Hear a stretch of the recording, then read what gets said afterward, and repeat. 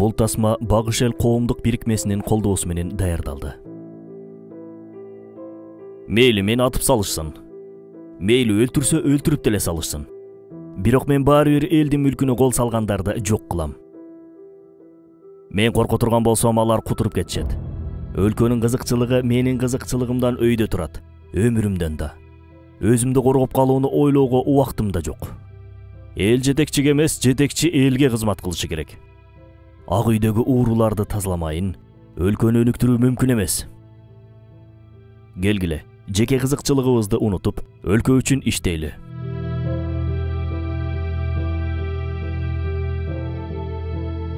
Мен 1999 жыл. Декабрь айлары. Премьер-министр өлкөдөгү жетекчилерди чогултуп алып, катуу урушуп атты. Последующими выводами пути подхода решения данного. Мен биздеги бүткүл иш-чараларды изилдеп чыктым. Бүткүл маселелерди карап чыктым. Жыйынтык ушундай. Бизде барган сайын абал начарлашып баратат. Ансыз деле уурдаш элеңер дагы деле уурдап атасыңар. Чачат элеңер чачып атасыңар. Жемкорлук өсүп атат, уурлук өсүп атат. Өтө аз жемкорлук боюнча кылмыштын бети ачылып атат. Кайтаруу да азайып атат.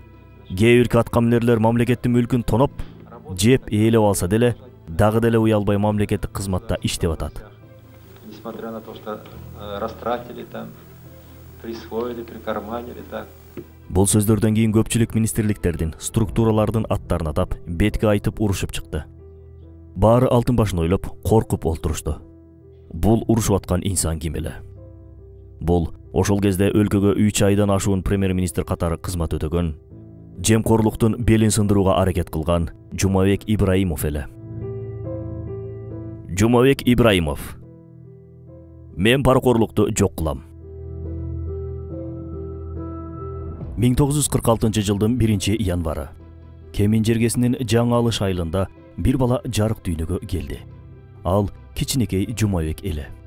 Өз атасы Акай, апасы Айша. Атасынын агасы Ибраим балалуу боло албаган үчүн аялы Гүлсүн экөө багып алып, тарбиялап чоңойткон. Бакма апасы Гүлсүн Казакстандагы ачарчылык маалында өлкөбүзгө келип, Ибраимге турмушка чыгып жашап калган. Мектепти аяктаган соң 1963 жылы Фрунзе политехникалык институтуна өтөт. Ортодо аскердик кызматын десанттык аскер бөлүгүндө өтөп, 1972 жылы окуусунда бүтөт. Сүйүнчү. Телескоп каналынын өзүнүн китеби чыкты. Мекенибизге кызмат кылган, бул улуу жолдо канын, атүгүл жанын берген аталарыбыздын улуу өрнөктүү жашоосу тууралуу башка жакта кездеше өрбөгөн маалыматтарды окугуңуз келеби? Анда кыйын кыргыз китеби дал сиз үчүн. Китепте кимдер тууралуу баяндалат? Алымбек Татка, Курманжан Датка, Жаныбек Казы, Тоголок Молдо, Ишеналы Арабай уулу, Касым Тыныстан уулу, Жусуп Абдрахман уулу, Абдыкерим Сыдык уулу, Рахманкул хан. Китеп алуу үчүн Супер китеп баракчасына жазыңыз. 1977 жыл. Ибраимов балыкчыдагы Орг техника заводуна ишке кирсин деген буйрук чыгат өйдө жактан. Бирок заводдун жетекчиси Валентин Биденко Ибраимовду балыкчыдагы заводко эмес, заводдун нарындагы филиалы болгон Мин Куш заводуна жөнөтүп жиберет. Себеби балыкчыда негизинен орус жана немис улутундагы жумушчулар иштеген. Бир да кыргыз же азиялык болгон эмес. Себеби союздук маанидеги заводдун станокторунун иштөө сырлары, принциптери, башка заводдор менен болгон байланыштары бар болгон. Бул сырларды жергиликтүү калктын билип алуусун каалаган эмес ошол кездеги заводдун жетекчилери. Алардын ою боюнча кыргыз тоодо кой багып, казак талаада төө айдап, өзбек аңызда пахта чабышы керек эле. А завод иштетүү, ачылыш жасоо сыяктуу иштерди өздөрү гана аткармак. Ибраимов Мин Кушта бир аз иштеген соң кайра балыкчыга келди. Ал жерде жумуш башталган күндөн баштап эле көпчүлүктүн дыкатын өзүнүн жаратман ойлору менен бура алды. Заводдун жетекчилигине кирип, завод мындан да көп өндүрүштөрдү аткара алаарын айтып, далилдеп берет. Натыйжада заводдон мрамор, гранит таштарын кайра иштетүү жөнгө салынып, курулуш материалдары өндүрүлүп чыга баштайт. Бул өндүрүштөрдөгү станоктордун көбүн Жумабек Ибраимов өз колу менен жасап чыккан. Иш билгилигинин артынан жумушунда көрө албастар да пайда болду. Бирок ар кандай бут тосууларга карабай 1981 жылы Орг техника заводуна жетекчи болуп дайындалат. Мындай заводдо бир кыргыздын жетекчи болуп калуусу чынында укмуш көрүнүш болчу. Себеби Тигилер аны өлсө да жетекчи көтөрүшмөк эмес. Заводдун жетекчилигине көп киши көз салган эле. Бирок Жумабек Ибраимовго насип болду бул кызмат. Анын учурунда завод болуп көрбөгөндөй өсүп өнүктү. Заводко кесиптик жактан өнүктүрүүчү китептерди көп алып келип, өзү да көп окуду. Дайыма жаңы чыккан технологияларды окуп изилдеп турчу. Ал башкалардай ашынган фанат коммунист эмес болчу. Ошол мезгилдин саясий экономикалык абалына карап, реалдуу анализ жүргүзө алчу. Ошол кезде кээ-бирки жетекчилердей эле ал да коммунизмдин жакынарда кулоосун жакшы билген. Мисалга алсак, ошол кездери Султан Ибраимов да коммунисттик партия реформага муктаж болгонун, себеби партия өтө эле элден алыстап кеткенин айткан эле. Дал ошол сыяктуу эле Жумабек Ибраимов да коммунисттик режимдин бюрократиясын жактырган эмес. Кечкеле жетекчилер эле жыргап, карапайым калк жана жумушчулар кыйналып жүрө береби. Биз качан эркин боло алабыз деп сталинизм, ленинизм идеологияларын жактырбай, өз алтынча болгонго умтулчу. 1985-жылы Балыкчы шаарынын жетекчилигине дайындалат. Көп өтпөй эле Миңкуш заводу жабылып, 1000 киши жумушсуз калат. Бул кишилерди тез арада жумуш менен камсыз кылуу максатында Балыкчыга калем заводун ачып, жумушсуздарды ошол жака жайгаштырат. 1991-жылы советтик режим кулап, өлкөбүз эркиндикке чыкты. 1992-жылдын январында ошол мезгилдеги өнөр жай министри Эсенгул Өмүралиев аны чакырып, Бишкектеги ЭВМ заводуна жетекчилик кызматын сунуштайт. Министр өз сөзүндө: ЭВМдин жетекчиси Виталий Глушич жумушун таштап, башкалардай эле Орусияга кетип калды. Завод жетекчисиз, сырьёсуз калды. Союз куласа деле Москва буйрук бергенин токтотпой жатат. Алар өздөрүнүн жетекчисин иштесин деп, Немыкинди жетекчи катары койгула деп атат. Бизге өзүбүздөн чыккан, өзүбүз ишеним арталган, эч жака кетип калбаган мүдүр керек. Ошондуктан бул жоопту кызматты сиз өзүңүз аркалап бериңиз, дейт. Жумабек Ибраимов бул сунушка дароо макул болот да, эртеси күнү ишти баштайт. Заводдогу абал оор болчу. Бул мезгилдери чынында Москванын 70 жыл бою тоногону аз келгенсип, Орусияга кете тургандар ГТРда да өтө көп завод фабрикаларды, мамлекеттик ишканаларды тоногон эле. Дал ошол сыяктуу эле Глушич КТРден алдын өзүнүн командасы менен заводду күчүнүн жетишинче тоногон экен. Заводко таандык болгон мал чарбачылыкты бүтүндөй сатып жок кылган. Заводдун машиналарын бүт тоноп, калгандарын таштандыларга ыргытышкан. Алардын бул мамилесинен биз кеттик, буларга эч нерсе калбасын дегендей эле маани чыгып тургансыйт. Жумабек Ибраимов келген кезде Немыкинда заводко өзү жетекчи болуп алган эле. Заводдо жетекчиликтен тартып, кароолчуга чейин, коро шыпыргычка чейин бир да кыргыз жок болчу. Ибраимов келген кезде мына эми кыргыз мүдүр келди. Улутчулдук саясатын башташты. Эми ал бизди куугундуктайт деген ушактар тарай баштады. Көпчүлүгү өз проблемасын чечүү үчүн Ибраимовго эмес, Немыкинге барып, атүгүл сырттан телефон чалуу келсе, сизге кайсы мүдүр керек? Биздикиби же тигилердикиби? Деп жооп берчү катчы. Завод бир, бирок жетекчи экөө. Бирөөсүн мамлекет бекиткен, экинчиси өзү эле башкарып алган. Өлкөдө болсо стабилдүүлүк орно элек кез. Жумабек Ибраимов завод менен таанышып чыккан соң, чукул чогулуш кылып, эски система менен эмес, жаңы ыкма менен иштешерин айтып, кошумча улуттарга бөлбөстүгүн, бирок заводдо кыргыздарда иштеши керектигин айтат. Анан 2 жыл кыйналабыз, чыдагыла. Андан кийин Кудайым буйрса, заводду өнүктүрөбүз. Айлыкты да, дейт. Кийин заводдо кыргыздарда иштей баштайт. Аларга чуркап жүрүп Ибраимов заводдун жатаканаларынан үй бөлмөлөрдү ажыратып берди. Натыйжада жетекчилик таланты менен душмандарына өчөшпөстөн, алардын деңгээлине түшүп, алар менен тирешпестен көйгөйдү чечип, жумушчулардын сый көрсөткөн жетекчисине айланды. Дал ушул заводдо уулу Ильяс да катардагы кызматкердей эле иштечү. Бирок муну уулу Ильяс да Жумабек Ибраимов өзү да эч кимге айткан эмес. Уулуна катардагы кызматкердей эле мамиле кылчу. Ал эми уулу болсо атам мүдүр деп ээн баштык кылбаганын көрүп, баары таң калып, Жумабек Ибраимовго ого өшпүтөр сый урмат менен мамиле кыла башташты. Сырттан завод менен иштешүү үчүн көптөгөн инвесторлор келе баштады. Булардын арасынан эң улуттуусу туркиялык Koç Gruли фирмасы заводдо электрондук кассалык аппараттарды өндүрүү боюнча келишим түзөт. Бирок түрк ишкерлерге мамлекет тараптан кепилдик болушу керек болчу. Жумабек Ибраимов тийиштүү мекемелерге кайрылат. Себеби бул мезгилдери бул аппараттарга муктаждык чоң болчу. Атка минерлер пара сурашып, өз үлүшүн талап кылып туруп алышат. Туркиялык ишкерлер мындай шартта иштей албастарын айтып, кетип калышат. Дайыр болуп калган өлкө үчүн пайдалуу болгон келишим бузулат. Бир аз убакыт өткөндөн кийин Алматада өндүрүлгөн кудум эле дал ошондой кассалык аппараттар өлкөбүздү басып кетет. Өз өндүрүшүнө бут тоскон атка минерлердин айынан өзгөнүкүн кымбат баада сатып ала баштадык. Бирок ал токтогон жок. Ондон ашуун буюмдун түрүн чыгара башташат. Ташкент менен биргеликте мөмө жемишти кургатуучу аппарат өндүрө баштайт. Завод Жанар фирмасы болуп өзгөрүп, аябагандай өнүгүп кетет. Буйртманын бюджети миллиард рубльдан ашып, айлык 2 эсеге, атыгүл 3 эсеге көтөрүлөт. Убагында айлыгын да убагында бере албаган завод эми минтип өнүгүү жолунда баратты. 1993 жыл. Өзүнүн иш билгилиги менен мамлекеттин көзүнө илинген Жумабек Ибраимов Бишкек шаарынын мэри болуп дайындалат. Шаардагы абал оор эле. Кайсы тармакты алып караба, баарында көйгөйлөр бар. Союз мезгилинде Бишкек сыяктуу шаарлар бир өлкөнүн борбору катары эмес, тескерисинче өндүрүүчү жай катары, Москва муктаж болгон нерселерди өндүрүп жеткизип берчү зона катары каралчу. Ошондуктан шаарыбыздын борбордук бөлүктөрүнө көп оор өнөр жайлар курулган. Болбосом, оор өндүрүштөр негизи стандарт боюнча шаардын четине курулат эмеспи? Жумабек Ибраимов шаар башчысы болгон соң Бишкекке офис, банк, маданият борборлорун, дүкөн базарларды көп курууну пландайт. Гезиттердин биринде берген маегинде ал ушуларга басым жасайт. Өнүккөн өлкөлөрдүн 60% калкы кичи бизнес тармагында, ал эми 20% гана оор өнөр жайларда иштейт. Бизде болсо калктын 60% жакында банкрот болуп жабыла турган оор өнөр жайларда иштейт. Демек, бул жайлар жабылары менен жакын арада калктын 60% жумушсуз калышы мүмкүн.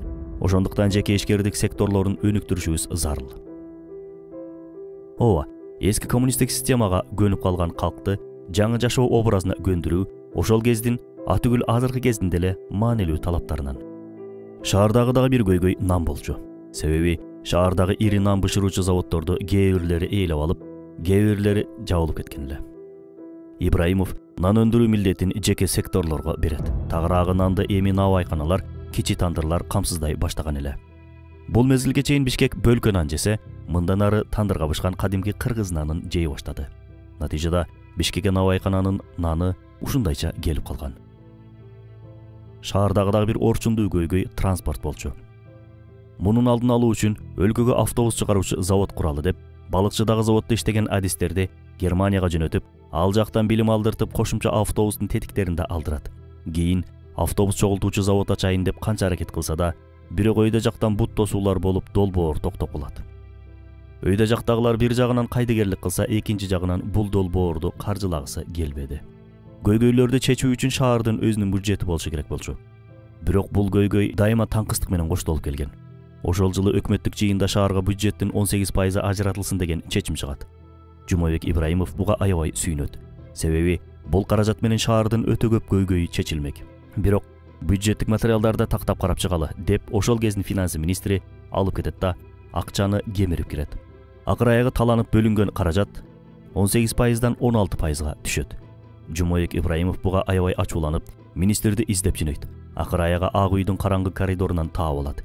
Министрди жакасынан мыжыгы кармап алып, муунтуп жиберет. Министрдин тамырлары көөп чыгып, кыймылдай албай калат. Ооруса да, жашы кыйлага барып калса да, мурдагы десант Жумабек Ибраимов дале күчүндө болчу. Ал министрге карап туруп, шаарды, элди тоноо акмактык, уятың намысың барбы? Эгер 18%га кайра көтөрбөсөң, өкүнөсүң, унутпа, деп эскертет. Заматта каражат калыбына келет. Ооба, кээде көйгөйдүн чечилиши үчүн стандарттан сырткаркы болгон өзгөчө жолдорго барууга туура келип калат. Көмүр таңкыстыгынан улам жылуулук энергия борбору иштебей шаар суукта калат. Ошол кездеги жылуулук борборунун жетекчиси Лев Васильевди чакырып, өлсөң да жылуулукту шаарга бер деп урушат. Өзү да кол кабыш кылып, шаар кайра жылуулукка жетет. 90-жылдардын дагы бир катаал жагы криминал болчу. Шаарда да криминал катуу өнүккөн эле. Мунун орчундуу себептеринин бирөөсү жумушсуздук жана руханий азыктын таңкыстыгы. 1-июнь 1993 жылдан баштап шаарга келгендер каттоого турушу зарыл деген мыйзам чыгарат. Шаардын четтериндеги жерлерди өз алдынча ээлеп алгандарга түшүндүрүү иштерин жүргүздү. Бирок жерди ээлеп алуу үчүн көтөрүлүшкө чыккандардын кээ бирлеринин артында жер мафиясын турганын аныктап чыгат. Буларга да каршы күрөш жүргүзөт. Бул жемкор уурларга демократия менен анархияны алмаштыра албагыла деп эскертүү берет. Кээде таңгамал туруп, жупуну кийинип алып, базарга барып, азык-түлүктөрдү текшерип кыдырчу. Анын бул кылганын кээ бирки аткаминерлер базарда эмне кылып жүрөт, келбей эле койбойбу деп түшүнө алышчу эмес. Бул мезгилдери жолдун четинде отуруп алып, майда чүйдө нерселерди саткан тургундар көбөйүп кеткен эле. Бир жолу жогору жактан Ибраимовго Манас көчөсүнүн четинде отургандардын баарын айдап тазала деп буйрук беришет. Себеби дал ошол көчөдөн сырттан келген мамлекеттик коноктор өтүп калчу. Ибраимов буйрук берген жетекчиге тайманбастан ушинтип жооп берет. Сен ошолорду алгач жумуш менен камсыз кыл. Мен анан аларды айдайын. Бул мезгилдери Жумабек Ибраимовдун өзүнүн үйү жок болчу. Мамлекеттен атайын үй бөлдүрүп берүү боюнча суранып кайрылат. Бир нече айдан кийин мамлекет Жумабек Ибраимовго көп кабаттуу үйдүн экинчи кабатынан 3 бөлмөлүү батир бөлүп берет. Ар бир үй бүлөнүн үйлүү болуусу бакыт эмеспи? Дал ошол сыяктуу Жумабек Ибраимов да үйлүү болуу кубанычына ээ болду. Бирок көп өтпөй эле анын иш бөлмөсүнө жаш өтүп калган аял кирип келди. Буларга да дал ошол Жумабековдор жашаган үйдөн батир берилген болчу. Бирок аларга өйдөңкү кабаттан берилип калган болчу. Үйдө лифт да жок болгондуктан карыялар чыгып түшкөндө аябай кыйналып жатышты. Ылдыйраак кабаттагы батирлер менен алмашалы деп сунуштаса да эч кайсы бир кошунасы макул болбой коет. Карыялар акыр аягы Жумабек Ибраимовго келишет да: "Силер жашсыңар, өйдөңкү кабатка оңой эле чыгып түшө аласыңар. Ошондуктан батирлерибизди алмашсак болобу?" дешет. Таң калыштуусу Ибраимов дароо макул болот. Анан өзүнүн экинчи кабаттагы батирин карыяларга берип, өзү болсо жубайы менен өйдөңкү кабаттагы батирге көчөт. Албетте 2 жылдан кийин Жумабек Ибраимов өзү да ооруп калып, өйдөгө чыгып түшөөрдө азап чегерин билбейт эле бул мезгилдери. Бирок эл жетекчиге эмес, жетекчи элге кызмат кылуусу керектигин мыкты деңгээлде көрсөтүп бере алды. Элестетип көрүңүз, ким мындай кыла алат? Бир жолкусунда эски Волга менен жүрбөй, "Келиңиз башкалар сыяктуу мэриянын эсебинен Мерседес алалы" десе, "Шаардын кебетеси бул болсо мен кантип чалкалап Мерседес минип жүрөм. Биз шаарга жакшы иштеп берсек, тепкен мерсибиз ошол болот" деп болбой койгон. 90-жылдары шаарыбызда жарыктын өчүп калуусу кадимки көрүнүш болчу. Айрыкча бул кыш учурларында көп кайталанчу. Бир жолу кыштын чилдесинде кечке чуук Жумабек Ибраимовдор үйүнө конок чакырып калышат. Баары столго отуруп тамактанар алдында чукул телефон келет. Шаарыбыздын Асанбай Кичи районунда жарык өчүп, эл суукта калган болчу. Жумабек Ибраимов коноктордон кечирим сурап чыгып кетет. Түзөтүү иштерин бүтүрүп, түн бир окумда келет. Көптөгөн көйгөйлөрдүн бирөөсү талкаланган жолдор болчу. Бул көйгөйдү чечүү үчүн атайын Германиядан эң акыркы үлгүдөгү асфальт төшөөчү машина алдыртат да жолдорду жасай баштайт. Бул машинанын артынан да өтө көп ызы чуулар, чагымчылдыктар болот. Кийин Жумабек Ибраимов мэр кызматын тапшырган соң, анын ордуна келген кийинки мэр бул машинени Өзбекстанга сатып жиберет. Кийинки мэр муну менен эле чектелбестен өтө көп коррупциялык иш-аракеттерге аралашып, көп объекттерди жеке мүлкүнө оодарып алганы айтылып жүрөт дале болсо. Эгер тыкыр изилденсе, балким дагы көп маселе чыгат. Биз темабызды улайлы. 1995-жылы Ибраимов президенттин аппарат жетекчиси жана мамлекеттик катчы кызматтарына дайындалып, бир учурда 2 кызматты аркалайт. Бул мезгилдери да шеф менен жолуктуруп коюңуз, тигинтип коюңуз, минтип коюңуз деп ар кандай майлуу конверттер келе баштайт. Булардын баарына каршы турган Ибраимов мамлекеттик кызмат жогорулаган сайын интригалар, чагымчылдыктар көп болооруна көзү жетет. Атүгүл аны коркутушкан кезде кызматтык билетин аларга карата ыргытып, "Мен бул кызматка суранып келген эмесмин. Силер өзүңөр койдуңар. Кааласаңар мени жумуштан алгыла. Мен эч кимиңерден коркпойм" деп кыйкырган учурлар да болгон. Дал ушул жылы депутаттыкка талапкерлигин коюп, шайлоого аттанды. Анын атаандаштары шайлоочуларга акча, шекер, ичимдик сунуштаса, Ибраимов эл менен түзмө-түз сүйлөшүп, алардын көйгөйүн чечип жүрдү. Экинчи жактан Ибраимовдун эң мыкты портфолиосу анын буга чейин эл үчүн кылган кызматтары болчу. Шайлоонун жыйынтыгында 90% добуш менен утуп чыгып, эл өкүлү болуп дайындалды. Ушул жылы жараткан Кудай насип этип, кесиптештери менен ажыга барып, ажылык милдетин толук орундатып келет.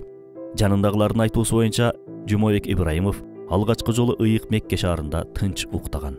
Ал эми келинчеги Шайыр Сагынбаева ажылыктан келген соң анын жан дүйнөсү эс алып, руху бейпилчиликке бөлөнүп калганын байкаган.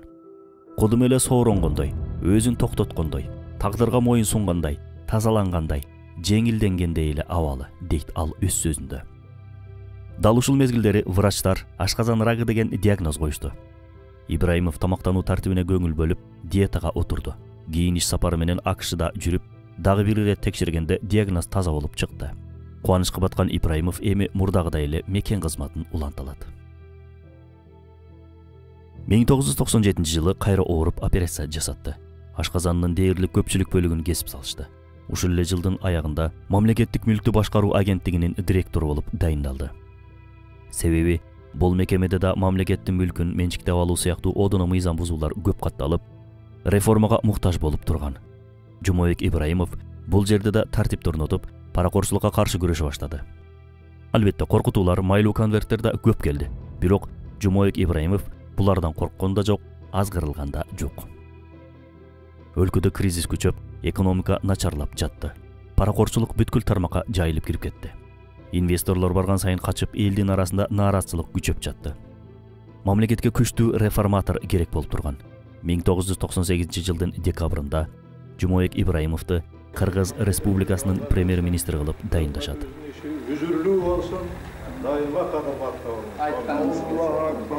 Мамлекеттик казына жарды болчу. Ибраимов бюджеттик чыгымдарды тыкыр көзөмөлдөп, орунсуз ысырапкорчулуктарга бөгөт коюу боюнча тапшырма берди. Мисал калсак, 1998-жылы мамлекеттик мекемелердеги транспорттук жана байланыш каражаттары үчүн, тагыраак айтканда, мобилдик телефондор үчүн сарпталган чыгымдын өзү эле 5 миллион сомдон ашып кеткен.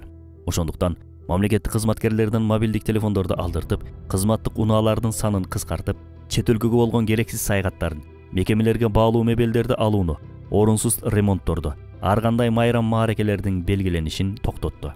Чет өлкөгө болгон саякаттарда атайын учактарда эмес, рейстик учактарда учуу менен бюджеттен 2,5 миллион сомду үнөмдөп кала алабыз деп, өзү рейстик учактар менен уча баштады. Ал эми мамлекеттик кызматтарга адистерди тааныш билиш аркылуу эмес, конкурстун негизинде ишке алуу системасын киргизди. Жыйынтыгында мамлекеттик 49 иш ордуна 200дөн ашуун арыз түшүп, алардын ичинен эң эле иш билгилери тандалып алынды. Бул адистердин көпчүлүгү айыл жергесинен чыккан кыргыз жигиттери, кыздары болчу. Өлкөнү кризистен чыгаруу программасынын үстүндө туура 1,5 ай иштеп, паракор, бейпайда аткаминерлерди коркпостон иштен айдады. Дал ушул мезгилдери кумтор маселеси боюнча атайын башка компаниялар менен келишим түзүп, иштешүүгө аракет кылса да, бирок эмнегедир бийлик канадалык компания менен келишим түзүп жиберет. Өлкөнүн финансысы туруктуу болуп, экономикалык өсүү болуусу үчүн эң алгач паракорчулуктун, коррупциянын кекиртегин бууш керек болчу. Өлкөнүн мүлкүнө кол салгандардын тамырын кууратпай туруп, Кыргызстандын өнүгүүсү жомок бойдон калмак. Өлкөдө жүрүп жаткан ири финансылык агымды изилдеп отуруп, бул агым кайсыл жерде бирөөлөрдүн жеке казынасына сиңип кеткенин изилдеп аныктап чыкты. Мисалы, бажы кызматына тиешелүү эле 160 миллион сомдук тамеки, 120 миллион сомдук күйүүчү май, 2,5 миллион долларлык медициналык дары-дармек мыйзамсыз контрабандалык таризде кирген эле. Ибраимов дароо бажы кызматын автоматташтырууну пландады. Ал эми бажы кызматына адистер сынактын негизинде алынсын деп буйрук чыгарды. Бул иштерди аткарууда ошол кездеги бажы кызматынын жетекчилиги менен аябагандай күрөштү. Өлкөнүн негизги киреше булагы болуп эсептелген мамлекеттик ишканаларды текшергенде да абал оор болуп чыкты. Мисалы, чоң мекеме болгон Кыргыз Телекомдон бюджетке өтө аз каражат келчү. Ревизия жүргүзүлгөн соң, ал жерде да каржылык жактан чоң алдамчылык бар экени аныкталды.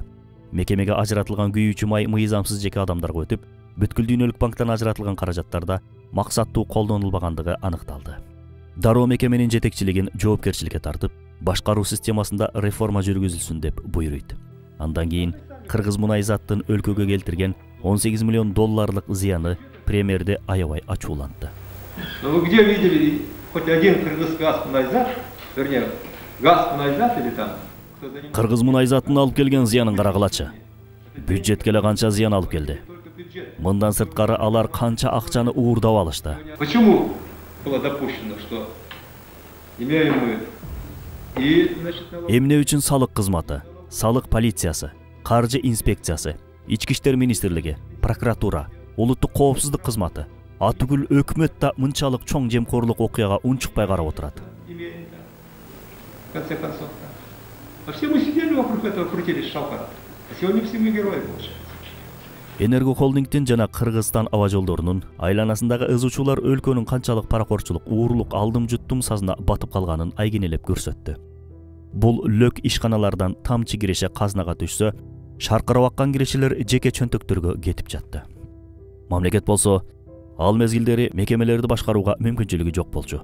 Уурлар уурдап, бирок жазаланбай эркиндикте жүргөн доор мели. Атүгүл жумуштан кийин кээ өлкө жетекчилерди үйүнө чакырып алып, түн бир окумга чейин бир-бирден текшерип, акчаны кайда жетип жибердиң деп урушчу. Атүгүл бир жолкусунда президентке Ак үйдөгү уурларды тазаламайын, өлкөнү өнүктүрүү мүмкүн эмес деп ачык айтат. Счетной палате чуть-чуть проверял, и то до конца не дали проверку. Эсеп палатасын бир аз текшердим. Бирок толук текшерүүгө мүмкүнчүлүк беришпеди. Каржы инспекциясын текшерейин десем, жакында жол отушпай атат. Келгиле, өзүбүз баш болуп, бүткүл структуралар үлгү бололу. Келгиле, жашырынбай ачык бололучу. Давайте будем прозрачны. Будем патриоты. Давайте ради государства поработаем. Давайте забудем о своих интересах. Силер патриот эмессиңерби? Келгиле өлкө үчүн иштейли. Келгиле жеке кызыкчылыктарыбызды унуталы. Келгиле акыйкат үчүн иштейли. Ушундай иштейли, мүчүлүштүктөрдү жок кылалы. Сурооңуздар барбы? Жокпу? Анда келгиле ушундай тартипте иштейли. Рахмат. До свидания. Бир күнү пресс-конференцияда журналисттер, сиз паракорлор менен күрөшүп, аларды бууп салдыңыз. Өмүрүңүзгө коркунуч келет деп кооптонбойсузбу? Деп сурашат. Жумабек Ибраимов: эгер мен корксом, алар кутуруп оолуп кетишет. Өлкөнүн кызыкчылыгы менин кызыкчылыгымдан өйдө турат, өмүрүмдөн да. Өзүмдү коргоп калууну ойлоого убактым да жок, деп жооп берет. Бир күнү Ибраимовду жумуш бөлмөсүнө аябай ачууланып, акмактар, мындайларды кантип жерге төрүп жүрөт, деп атканын угуп калышат.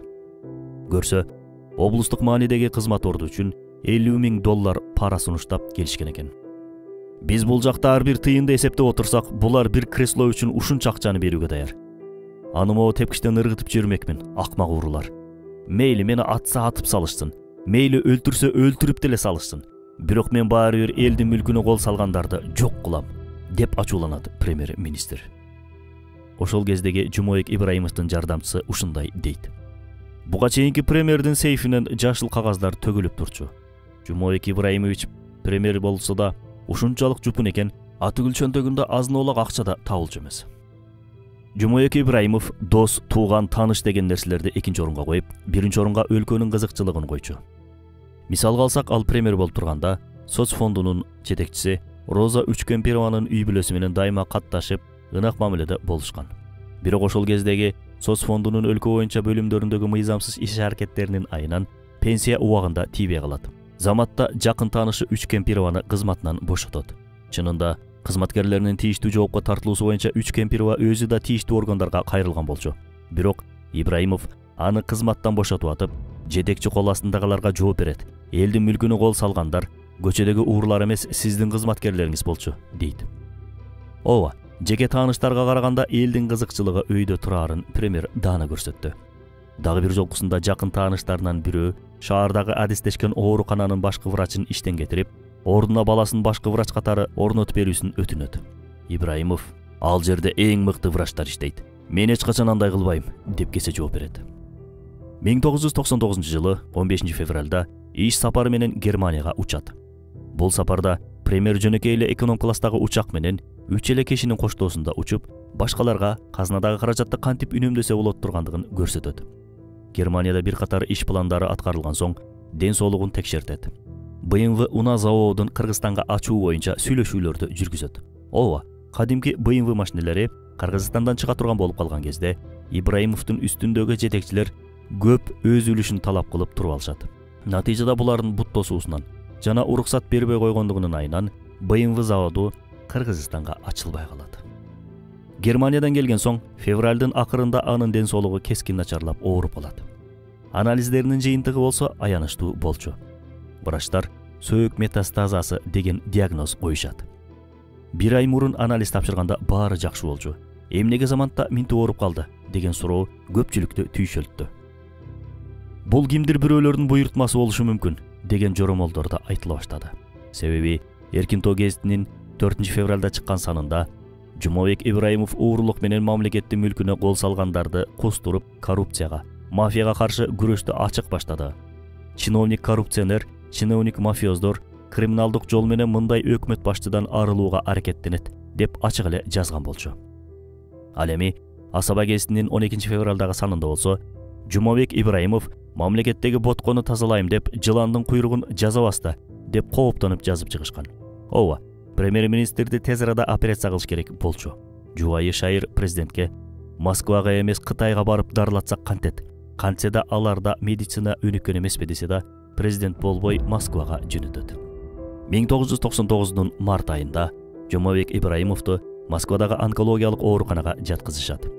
Профессор Давудов аны текшерген соң Шайыр Сагынбаеваны чакырат да, Башка органдары жаш баланыкындай таптаза экен.